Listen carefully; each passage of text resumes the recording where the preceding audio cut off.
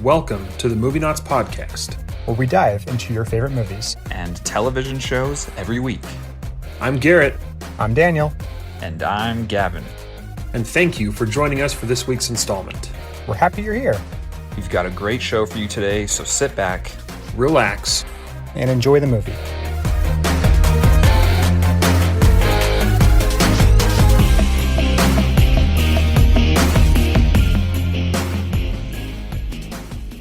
All right, guys, let's get to it. Today's episode is A Quiet Place. It has been a while since I've seen this movie, so I'm glad that we're finally reviewing it. Dude, keep your voice down. Yeah, shh, it's a quiet place. Sorry. I was actually thinking about a whispering in the beginning, but I didn't know if you guys would hear me or not. So I think it would bug me. I might just drop out. We should do a Movienauts ASMR channel. No, that's okay. Don't worry about it. Yeah, I'm okay. So anyway, well, what did you guys think of it? Well, first of all, what made you choose Quiet Place? It's been out for a while, and I guess you chose Jurassic Park the first time around, so maybe that's a dumb question. Well, no, I wouldn't say that's a dumb question. I like John Krasinski. For anyone who knows me, I'm a big fan of The Office, as is probably the majority of the world. And when I found out that John Krasinski directed this film and starred in it, I was kind of shocked. I was like, man, we should go see that movie. My wife and I, we saw it in theaters when it first came out. And didn't know what to expect aside from what we saw in the other trailers. And I'm one of those guys that when I see a trailer of a movie, I have to watch it at least once and try not to watch it more than once or twice because I don't want to dig too deep into it. I want to be surprised, you know? So went in, watched it. I was just freaking blown away the whole time. I loved it a lot. And I later on actually found out this was not his first movie that he directed. This was like his third movie. Mm-hmm. Really? What were the first two? I should have done research on that. I knew you guys were going to ask me. I totally didn't do it. Dang. So, but you guys have obviously seen it before, right? Yeah, I saw it in theaters when it came out. Same. Okay. What a crazy movie to watch in theaters. Because normally, like when you go to the theater, like you hear like tons of people just like ripping open the candy and just like digging into their popcorn buckets. But it's like as soon as this movie started, it was like everyone was like so quiet. I remember like watching it, like someone sneezed in our theater. And I was like ready to turn around and just like smack them because I don't know. It's just like you just become so immersed into this movie and into the world that they show. So I think it was an awesome theater experience. Yeah, I don't think I've seen it since I actually saw it in theaters. So it's been quite some time, and I remembered quite a bit, but there were some parts that actually made me jump a little bit because I forgot about it, like the raccoons on the roof and whatnot. Yeah, it's got some good jump scares in that one. I've actually watched this a couple times since. I think I've watched it like going home to visit family just because we thought it'd be a fun one to watch together. And then I used to watch it with friends in college who had never seen it before, and that's always a fun experience. I have one friend in particular who is very expressive with how he's feeling, like especially watching scary movies. So it's kind of a blast to to watch people watch this movie. That reminds me of long time ago when I graduated high school. Garrett, I think you were there. We spent a weekend with a bunch of our friends at a friends of ours cabin. Mm-hmm. And we watched, what was it, Law Abiding Citizen? Yep. And we had a friend of ours in that group who, I won't throw out any names, but he's never seen it. So there's a lot of jump scenes to where he screamed louder than any man I ever thought I would hear scream. I know who you're talking about too. Yeah. Good times. Yeah, funny to watch that stuff.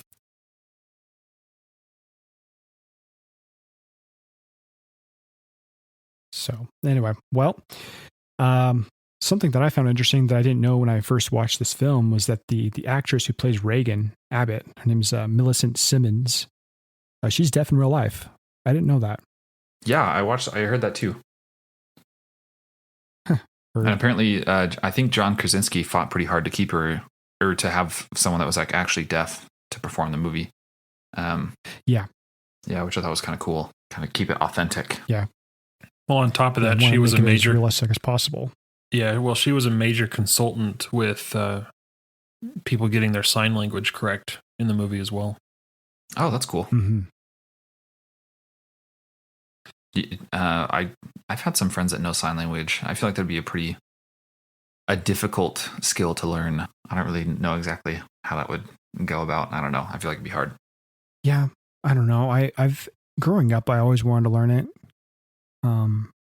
But I don't really know anyone personally who knows sign language. I don't know. I don't know why. I just don't. Do you guys know anyone personally? Yeah, our aunt and uncle know sign language. Yeah. They used to teach Any reason why? I don't know how they learned it. Well, my I know uncle they used to teach it at school. Yeah, my uncle was the principal of that school. It was a school for the deaf in Ogden, Utah. Well, that's pretty cool. So did he learn it like there, or did he know it before? I guess I never really asked him. I don't recall. Yeah. But I know there was one point in their lives where both of them were pretty fluent in sign language. Yeah.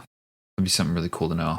I was gonna say I remember watching like a YouTube video a few years ago of a Santa Claus, like a mall Santa, and this little girl sits on his lap, and the mom's trying to tell him like, oh, she's deaf, she's not going to understand you. Just kind of go with it. And at the drop of a hat, he knew sign language, so he just changed that little girl's whole world. Oh, that's pretty cool. Able to communicate with her, real Christmas miracle for that little girl. So it was touching. I like that a lot. Yeah. So what were we going to say? I was going to say, like, do you feel like this movie kind of, I think they were a couple months apart, because I think Quiet Place came out in April of 2018, and then the other movie I was thinking of, I feel like they kind of like trailed off each other, was Bird Box. Did you guys ever watch that one? Mm-hmm. I never did see Bird Box.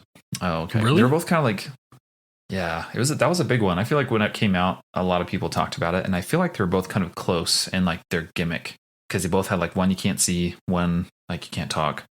I don't know. I just feel like they came out pretty close to each other, and I don't know if like studios know that they're doing different types of movies, or like things are coming out, and like the premises of certain movies that are coming out. But I feel like it was just two really gimmicky horror movies that came out around the same time. I don't know if you guys feel the same way. Although the book, The Bird Box, was written before the screenplay for Quiet Place was written. And I actually think Bird Box, the film rights were purchased.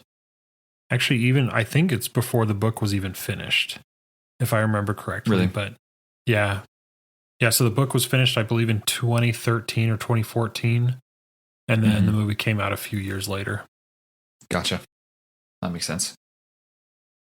The movie Bird Box came out in December of 2018, so it definitely came out after A Quiet Place. Is Bird Box any good? That's all right. Yeah, I was okay. Yeah, I guess I have some interesting thoughts on movies like that, where the whole premise is just like one little gimmick, like, oh, like now you can't look at things, or like now you can't really, I guess like make a lot of sound. And like I did love A Quiet Place. I thought it was an awesome theater experience, but I have a hard time like watching it, because I feel like sometimes it doesn't really live its own rules in certain ways. And I kind of wrote down like some things that I felt like kind of didn't really make sense in the movie. Even though they kind of established the rules. Okay, yeah. Oh, we so start on this already? This is fun. we could. I mean, like I said, I love the movie. I thought it was tons of fun. The theater experience was awesome. And I love watching it with people who had never seen it. Like I said, I have a number of friends who I think the best part of this movie is watching them watch the movie, because they just didn't do very well with horror movies. So it was a great movie. But the things that like, I guess maybe, I don't know if you call it a plot hole or just like weird little things that don't really make sense. Like if these monsters attack anything with sound, but then they go to the waterfall in the movie. I was about to call him Jim, John Krasinski and his son. And they're like, oh yeah, we can make any noise like near this waterfall. Like, why wouldn't you just like live next to the waterfall? Live by the waterfall. That's what I thought too. Yeah. Like, so like little things like that. So it's like movies that have a gimmick like this, I feel like when they kind of establish like this detailed, maybe not super detailed premise, but I have a hard time like not trying to pick apart, I guess, breaking the rules that they establish for themselves, if that makes sense. I think this movie definitely it definitely expects the audience to suspend their disbelief, because it is kind of a gimmicky thing. I mean, the premise is, well, if you make noise, then you're killed, and that's a really cool thing to think about. But like you said, I think there are parts of this movie where either the characters or the plot doesn't really follow the rules of the premise. Like, okay, like Emily Blunt's character is having a baby. One, why are you having a baby in the first place? Right. So, as a father of 2 small children, my family would have been dead a long time ago. Keeping kids quiet, and which is near impossible. So why are you even thinking about bringing children into this world? And second, if you are going to do something like that, why not at least at the time of your wife's due date, maybe set up shop near the falls? Because the weather certainly looked nice enough to do it. So also a thing with this movie that I had is, okay, so let's accept that the premise is that if you make noise that you're killed. Well, why isn't the family taking much more drastic steps to soundproof their living quarters if they're not going to live by the river? You would think that they would have constructed something where that was no longer an issue, that they would have adapted well over a year after the initial incident happened. I thought about that too. And you kind of see like some parts of it in the beginning, like you can see the kids, which is one of the things I really like about the movie is like the first 20 minutes, they just kind of show how they live, which I think is awesome. It does exactly like what your middle school English teacher told you to do. Like when you write stories, it just you want to show the viewer what's happening rather than just tell them what's happening. So I really like what they do in that way. But yeah, at the beginning you can like see the kids like plastering like newspaper to the walls and stuff like that and try to make it more soundproof. So yeah, I don't know. I feel like if you were making the movie, it would be really hard to fit in for this kind of premise. It would be hard to fit in the exact rules like for everything that's going to happen, you know? So I don't know. I feel like obviously they want to make the movie happen and still kind of have fun with the idea. Well, especially since those rules can't verbally be communicated because of the premise of the film itself. So we can't have characters spit out exposition and the rules of the world because that goes against the very premise of it. Yeah. So on that, I can get that too, because a lot of this has to go unspoken and really not communicated to the audience. So maybe that's why people have fun poking plot holes in this movie, because it's not like anything is ever said in it to establish what the rules exactly are. Yeah, I actually watched, if any of you guys listen to or watch the pitch meeting videos on YouTube, I think they're from Screen Rant. I love those videos are so funny. But yeah, this guy, he pointed out some things that I thought about, but also I like thought of other things that just didn't really make a lot of sense and just were kind of there just to make the movie happen. But regardless, it was still a really fun movie. But yeah, I have like a whole like bullet point list of like things that didn't really make sense to me. Well, speaking of the pitch meetings, the guy from the pitch meeting, Ryan, I think that's his name. He brings up a good point as to like all that sand for their walking path. It's like, I know he gets it from outside, but like it's like all white sand. Like where exactly is he getting that all from? It can't be like a sand factory nearby. Yeah, or it's like a ton of it to carry out. So it's like this would have to happen for a long time. Also, like why wouldn't it like just all blow away over time? Or wash away in the water or something, or snow. Yeah, so it's like, I guess we could be like super nitpicky about this movie, but I don't know.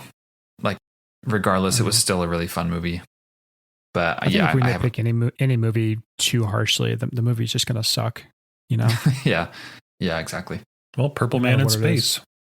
Purple Man in Space. That's right. Yeah. My biggest question is that barn. The underground bunker, that seemed pretty soundproof, as we do know from the very end of the movie. Why not just like live there? Yeah, I don't know. It's not big enough? I don't know. Anyway, another nitpick, Purple Man in Space. But I do like the movie, no matter how many plot holes that there are. I like the fact that John Krasinski and Emily Blunt They played a married couple in the film, and they are married in real life. Mm-hmm. That's pretty cool. They actually have a couple of kids themselves. So later on in the film, you see like pictures of their family on the walls. That's their real kids in real life. That was really cool. Yeah, that's pretty cool. It would have been cool if like their actual kids were in the movie, though. Yeah. Yeah, I think at the time they were really, really young. But then again, there's that infant. Yeah. I think Emily Blunt did a fantastic job in this movie. Like for the only like probably 30 words that she says in the movie, I think she does a great job. Oh yeah. Well, like according to the writers, there was only like 2 or 3 minutes of dialogue in the whole film. Oh, really? Mm-hmm. Yeah, it was really, really short. That makes sense then. But yeah, for the time that she had and like the things that she actually did say, you could tell she put a whole lot into it. Yeah, a lot of passion, a lot of love, and so that's something I recognized between Lee and Evelyn. Mm-hmm. Is that her name? Evelyn. Evelyn's the wife, Evelyn. right? Yeah. Lee is John Krasinski's character. Evelyn's Emily Blunt's character. Is that you notice that Lee he's the survivalist in the family. You know, he's the doomsday prepper in some ways. He's doing all the research on the monsters. He's trying to, you know, get that. I don't know what it is. It's a type of hearing aid for his daughter. It's called a cochlear implant.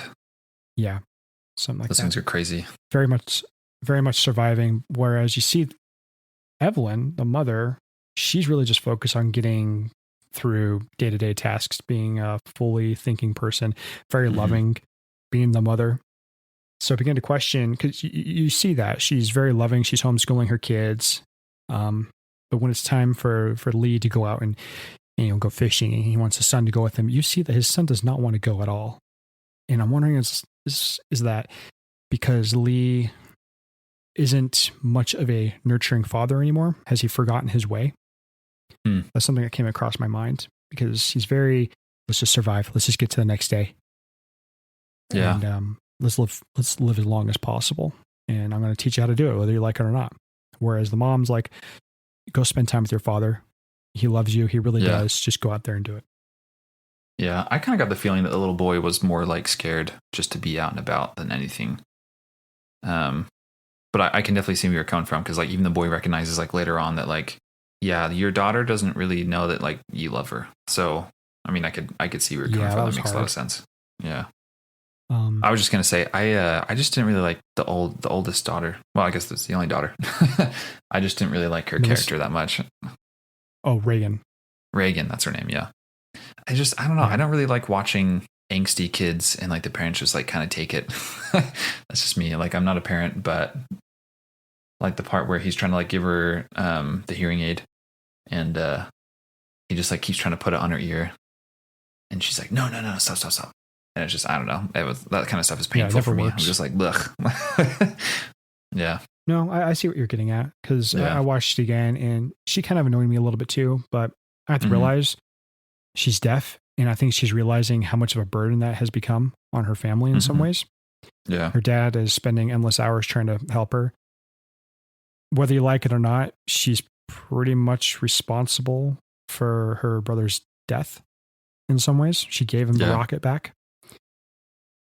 I think she's also kind of responsible for her dad's death too. Yeah, in some ways too. Yeah. Like she's the one that turns her hearing eye off. Yeah, that's true. I don't want to poke her too. I don't want to make fun of her too much. Yeah. But she did help save the day at the end though. So true. Yeah. And that was such a cool ending too. Like regardless of how many nitpicks you have for the movie, just like the way that they ended it with like Emily Blunt holding that shotgun, just racks it and then goes to the black screen. I don't know. That's just I thought that was a cool ending. That was so cool. Except that ending was completely ruined for me when I was in theaters, because, so my wife and I are sitting there and we're watching the movie, and I do agree it was a really satisfying ending to the film. Because you get the feeling that, okay, now a hopeless situation is no longer hopeless because they found out a way to beat them, right? And it was super satisfying, except in front of us in the theater, there was a group of like high school students. And as soon as she racked the shotgun and the screen went black, one of them shouted "Murica." And it was just super distracting because one, it's a quiet place, so nobody has said anything during the whole movie.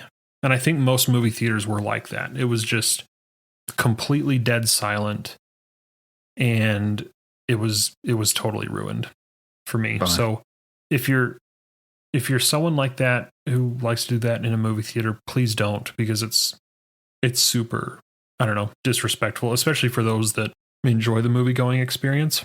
It kind of stunk.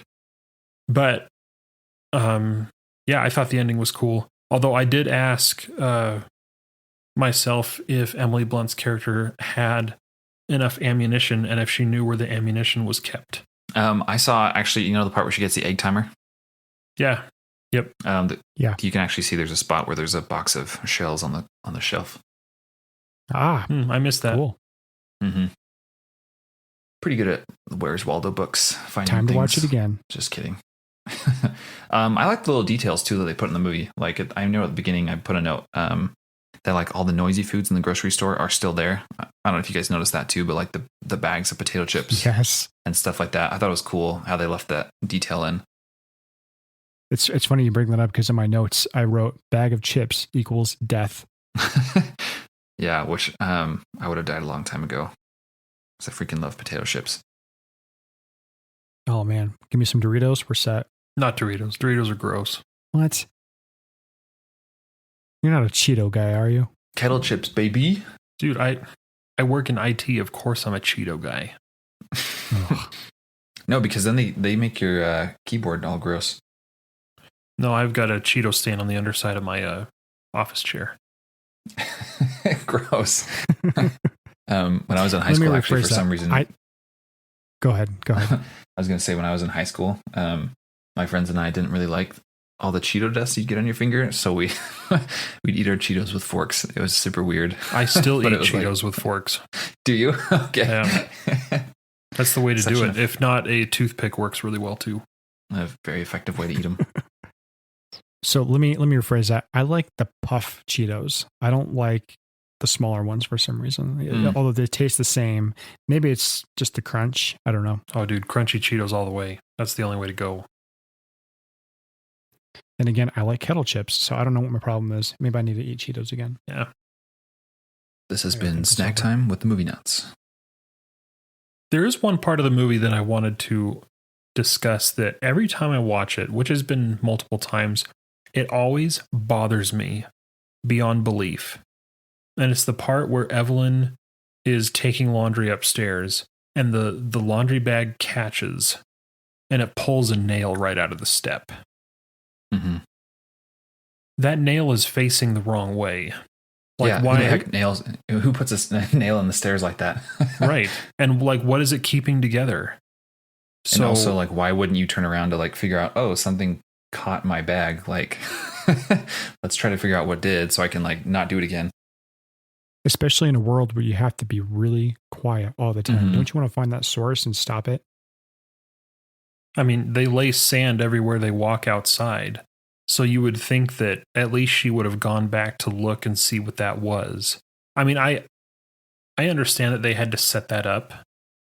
I'm just not sure if it was the best way to do it, because honestly, that nail is not holding anything in. It was just a nail that somebody pounded into the bottom of the step, because the head should have been where she stepped on it. Maybe the daughter put it there. She was just really mad about everything that's going on. So she just did it as like rebellion. Maybe. Like, maybe they'll touch on that on the second movie. This'll get him. Yeah. When does the second one come out? So it was supposed to come out last year. I can say last year now because we're in 2021. Yeah, like April. It was supposed to be in April. Yeah, but due to COVID reasons, they put a halt on it. So I don't know when it comes out now. Thanks, COVID. Thanks a lot, Rona. I've heard that the second one is not really supposed to follow the same family. Have you guys heard the same thing? Well, Emily Blunt is returning along with all the kids. Oh, she is? Yeah. Oh, yeah. I thought it was going to follow like a different family. So A Quiet Place 2 comes out April 23rd, 2021, as of this recording. Right on. Ooh, Cillian Murphy's going to be in it. Cillian Murphy? Yeah. How do you say it? Cillian. Okay. Yeah, from Dark Knight. Yep. Dark Knight. Oh, Batman Begins. I'm sorry. Batman Begins.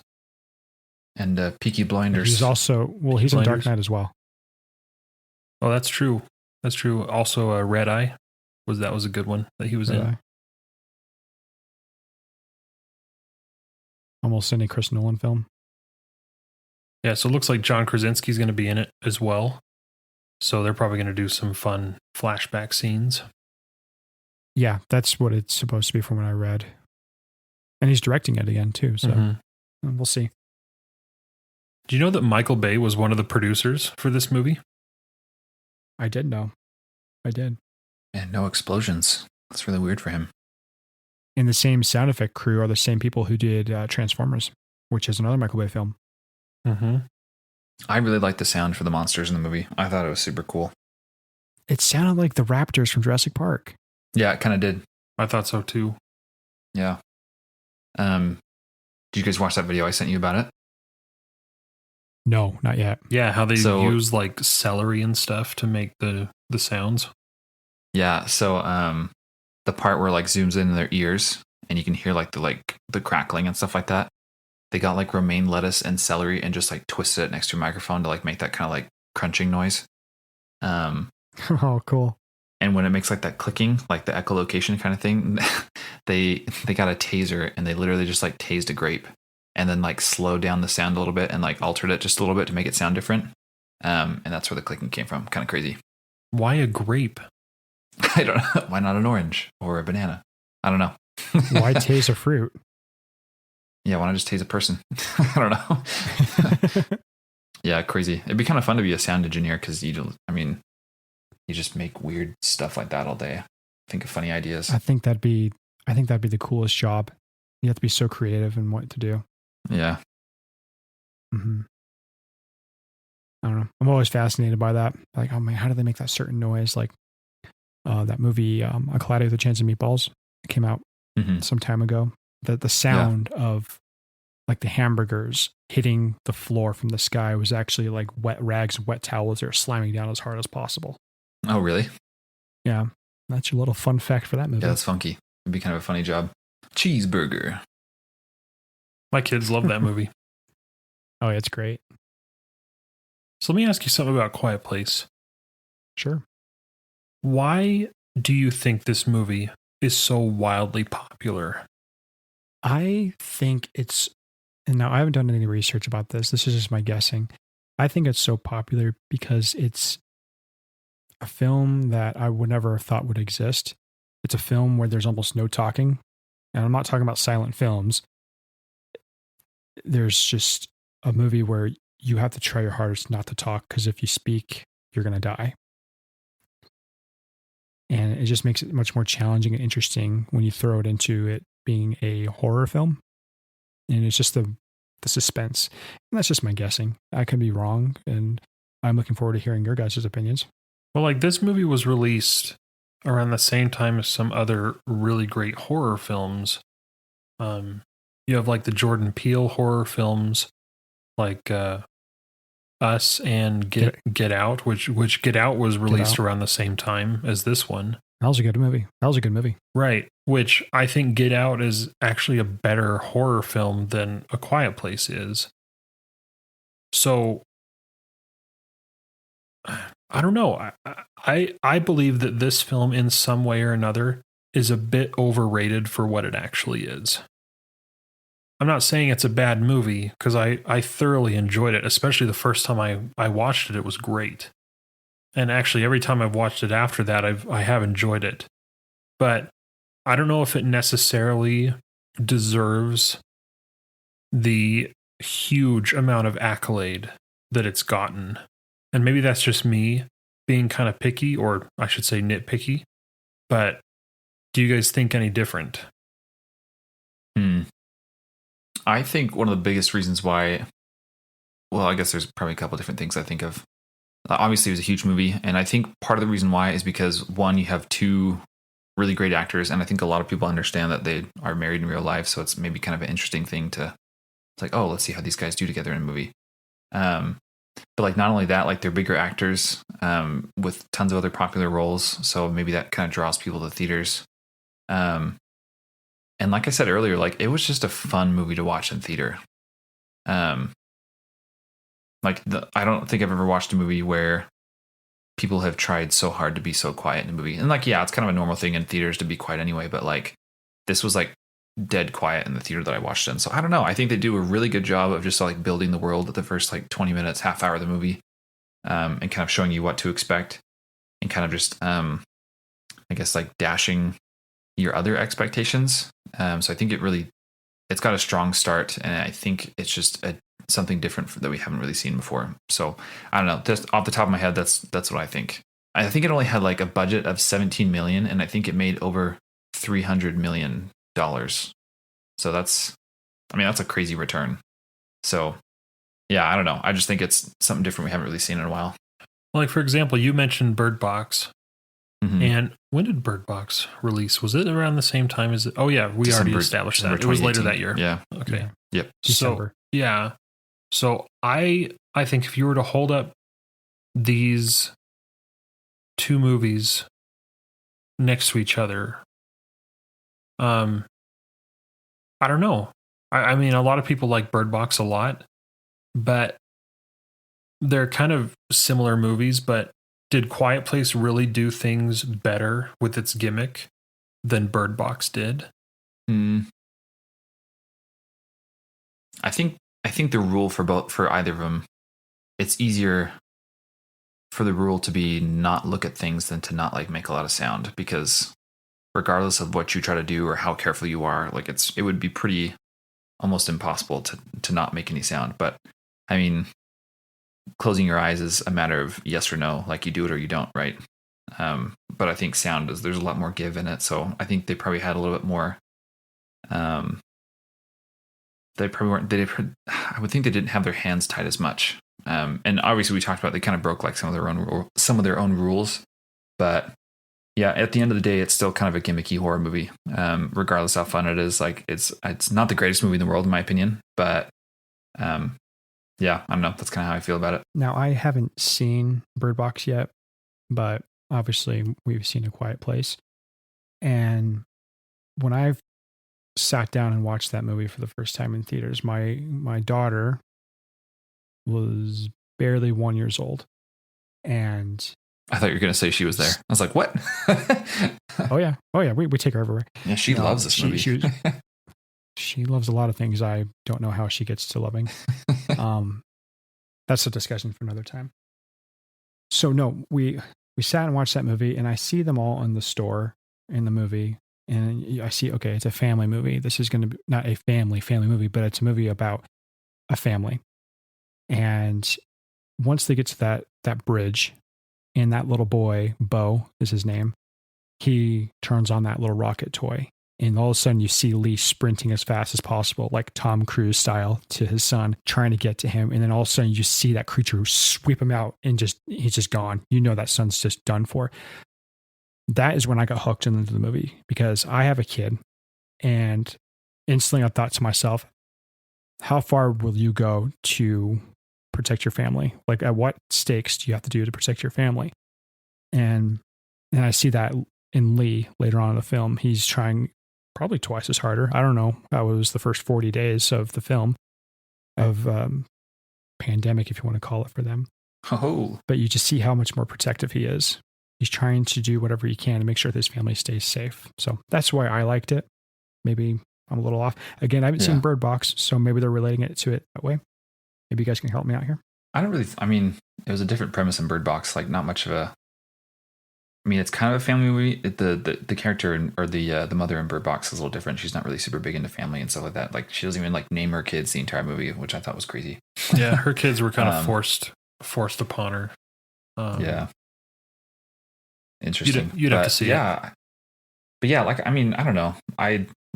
Like I said earlier, like one of the reasons why I think it did so well is because, like you said, Stewie, like in the first 20 or 30 minutes of the movie, it just shows you everything that's happening in the world. It doesn't just tell you. Because they have to show you rather than tell you because of the premise of the movie.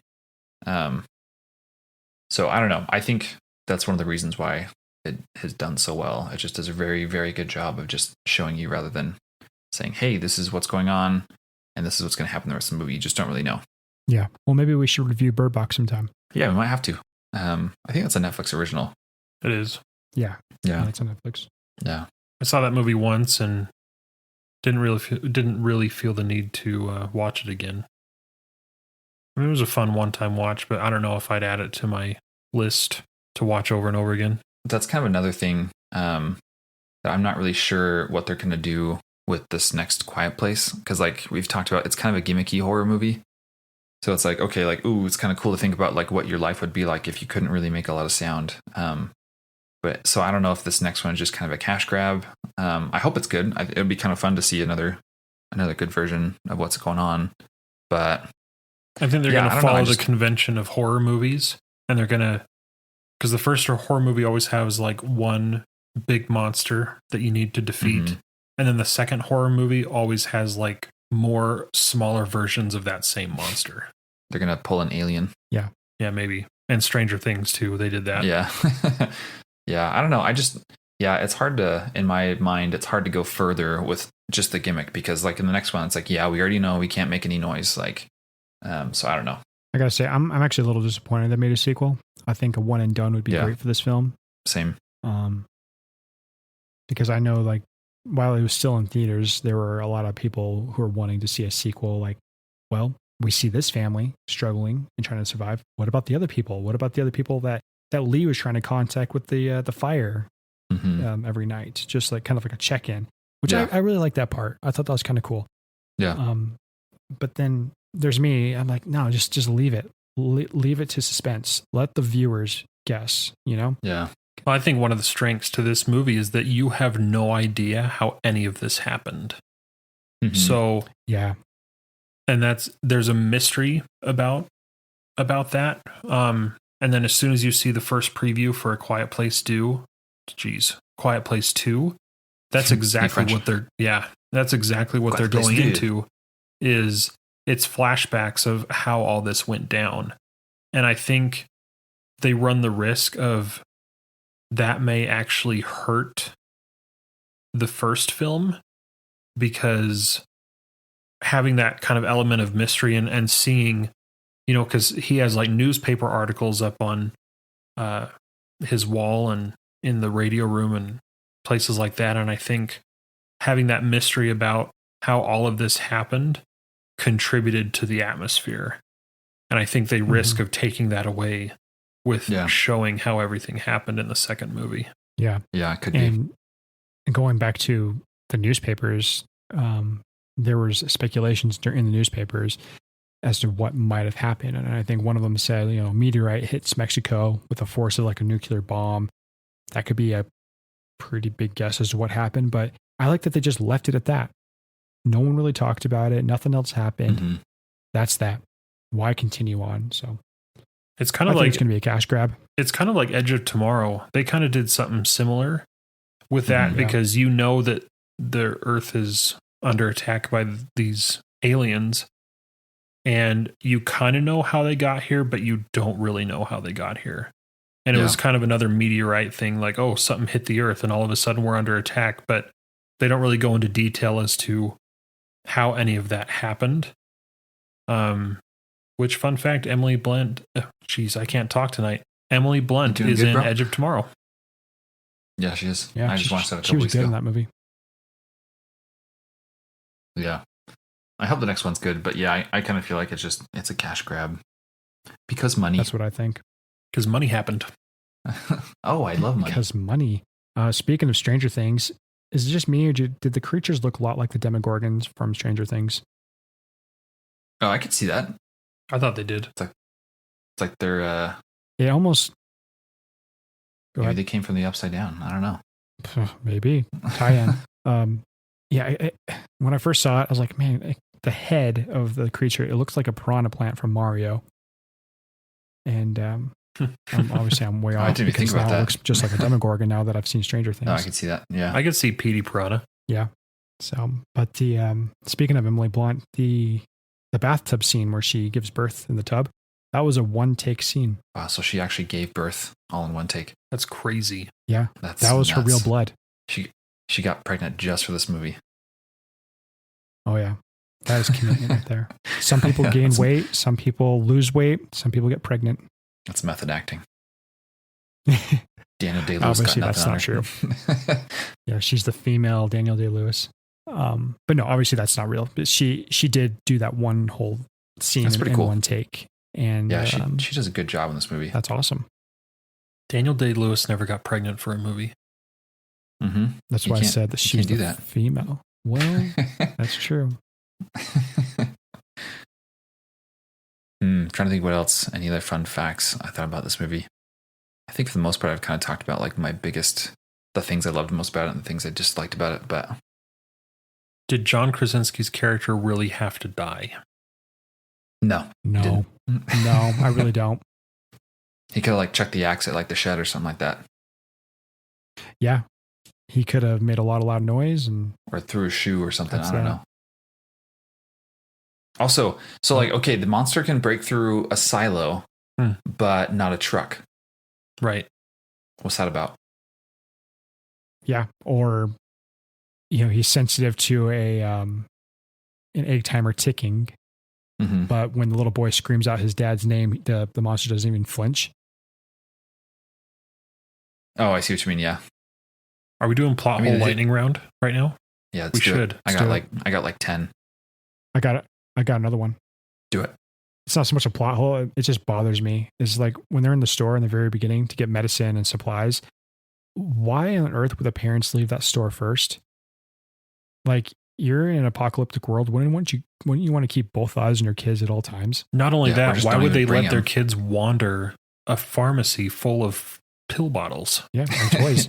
Or bags of potato chips, like we talked about. And for me, it'd be one adult in the front, one adult in the far back, single file line. I don't know, holding hands, carrying them. And obviously, later on in the movie, you hear Evelyn regret that she didn't hold Bo Mhm. during that scene. She regrets that a lot, but still. What if they just played music all the time so the monster just got used to it and then they could just do whatever they want, Yep. like loudspeaker Yeah. style? Somebody trump the bass. I'm trying. Okay, what else? How'd they get the car there without sound? Like the truck that was supposed to drive away, like in an emergency. Mm-hmm. How'd they get it there? I don't know. What about bodily Uh-huh. sounds? Like what happens if you fart in your sleep snore. or snore? Yeah, if you got sleep I've got- apnea, like I've you're got- dead. Sleep apnea. I've got Yeah. pretty bad seasonal allergies. So my nose is running in springtime. I'm sneezing left and right. I'm a goner. You're not one of those people that can just hold in a sneeze. No, I think my eyeballs will fall out. I've done it once and it felt horrible. Yeah. I'm surprised. I did it once too, and I thought my ears were going to bleed. What if you talk in your sleep? That's me. Natural selection. So, Sucks. okay. Survival of the fittest. Okay, so John Krasinski takes his son to the river, and the river masks their sound so well that they're able to scream at the top of their lungs next to that waterfall. Mm-hmm. So you would think that the larger cities, the larger metropolitan areas, wouldn't have been hit as hard as the rural areas because the cities are actually quite loud. So if one of those demogorgons ever ventured into a city, I don't think they would have been very effective. Maybe it's like a baseline thing. Like after a while, they're like, "Oh, that's just like a normal noise that comes from the waterfall." Yeah, it's a continuous noise. The noise doesn't Yeah. really ever change. And cities, the noise is caused by people. Well, and cars and So AC units cars. and what have you. I see what you mean. Yeah, I there. don't know. That's a good point. So Yeah, that's all I got. I thought this was going to be more fun finding nitpicky things, but now I just feel like one of those annoying movie critics on Rotten Tomatoes that just finds like little stupid things to get mad over. So, what do you think is worse? Do you think Evelyn stepping on the nail barefoot is worse, or Marv from Home Alone Marv. stepping on the nail? Marv? Marv. I would say Uh, I'd say Evelyn. I'd say because Evelyn Marv- as well. Marv didn't have monsters hunting him down. Yeah. Although Evelyn did make it look like it hurt worse than Marv. Yeah, plus, did. plus she was pregnant. She slammed that foot down. Yeah, that's true. Yeah, plus she was pregnant. Jeez. So, but I found something interesting. Okay, so in the movie, it'll sometimes tell you what day they're on. Mhm. And when it said day 473 of the invasion, that day is October 3rd.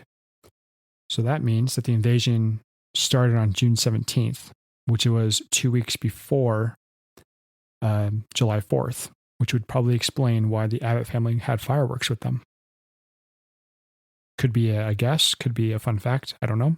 I found that on IMDb, so I thought that was really cool. Thought I'd share that. I was gonna say, dang, got Sherlock over here. That was crazy. I never ever would have thought of that. Yeah, neither me. Where do they get their electricity from? See, I thought the same thing. Pass. The farm doesn't Magic. have any solar panels. That's the only quiet way to get electricity, unless you have that is the only quiet way to get electricity. Otherwise, you would have to have a generator. Maybe a distant windmill that we didn't see. Purple Man in Space. Yes. Thanos gave it to him I don't know. from the Infinity Gauntlet. I don't know. I don't think that's that much of a stretch. But What, sure, Thanos I'll- giving it I'll to take him? it. No. Okay. All right. It's like, what? Yeah, there's little things in the movie, but overall, this was a fun movie to watch in It theaters. was a fun watch. Yeah. Oh, yeah. I recommend it to anyone. What would you guys say is your favorite part of the film? Because we've been nitpicking a lot, but what's your favorite part? I think the Mm. opening sequence is awesome. The bridge? Mm-hmm. I think it was a great way to establish what the atmosphere of the rest of the movie is going to be like. Yeah. Yeah, I think you took mine. Though this goes without saying, I obviously don't condone, children deaths, but that was a fantastic opening. Yeah. I think for me, probably the scene where Emily Blunt wakes up after giving birth. You just kind of like understand like the intent of the parents, and it's just kind of a touching moment. I think, kind of gives like the rest of the movie, or at least what John Krasinski. I was about to call him Jim again. At least what John Krasinski does. So I don't know. I think it's just kind of giving more motivation to what the parents do and helping them understand why they do the things they do. It was a good moment. And speaking of calling him Jim, I think I watched The Office like right after I watched this. Well, naturally, that's the best thing to do. Kind of have to. I know, it got me thinking. I was like, man, I haven't watched The Office in a while. Two more things. Two more nitpicks. Uh-oh. Why don't you just live in the soundproof room that you made for the baby? That's what I said. I think you brought that one up. Yeah. Oh, really? Oh, whoops. Yeah. I'm sorry. Well, I said, why all don't you good. just live underground where the Yeah. the barn is? But Okay. that's okay. What was your Okay. other one? The other one is if you're going to play Monopoly with pieces that are made of cloth, why do you still have glass jars on the floor? What would you replace with a glass jar? Not a glass jar? So what would you use? Because I think that one had it was like a lantern, right? That thing that Yeah. broke? Yep. Yeah. Yeah, what are you going to use for light without using glass and fire? But I guess, don't know. I guess they do have electricity. Don't A play flashlight. Monopoly. Monopoly already causes fights between families. Why do you have to do it during an apocalypse? True. Yeah, Yeah, I you always could wanted to play literally Monopoly growing die up. playing Monopoly. You could literally die. Yeah, I always tried to play Monopoly growing up, but our parents never really wanted to because it takes 5 ever to finish. Did you say 5 ever? I did. I have to start using that Yeah. one. I've never heard that. You've never heard that? 5 ever. No. 5 ever. Yeah. 5 ever. 5 ever to Never heard finish. of that. Yep. One more than 4 because it takes a long time. Ba-dum-ps. Aha. Hey, did you guys know that John Krasinski, he played the creature in the motion capture suit for a few scenes? Oh, really? Yeah, he did. Wow. That's I kind of just like see it- Benedict Cumberbatch playing Dormammu on Doctor Smog. Strange. Or Smaug. Or Smog. Or Smog, yeah. Yeah. Schmog. Did you know that John Krasinski actually played Jim on The Office? No. Okay. I Okay, didn't. you know what? That's false. But he did play Goldenface. No, I forgot about that. That's a deep cut.